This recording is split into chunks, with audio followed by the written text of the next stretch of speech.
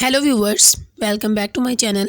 आज की इस वीडियो में मैं बहुत इजी वे में सब्जेक्ट और ऑब्जेक्ट के डिफरेंस को बताऊंगी। तो अगर आप चैनल पर नए हैं तो वीडियो को शुरू करने से पहले चैनल को ज़रूर सब्सक्राइब कर लें। सबसे पहले हम इसकी डेफिनेशंस देखते हैं। A subject is the noun और pronoun that performs the action in a sentence. Subject जो है वो कोई भी नाउन या प्रोनाउन होगा जो एक्शन को परफॉर्म करता है। An object is a noun और pronoun that receives the action of the verb in a sentence. अब जो एक्शन को रिसीव करेगा वो ऑब्जेक्ट होगा।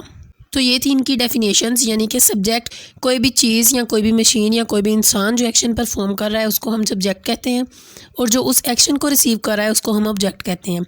अब हम सब्जेक्ट और ऑब्जेक्ट की एग्जांपल्स देखते हैं। He eats an Apple.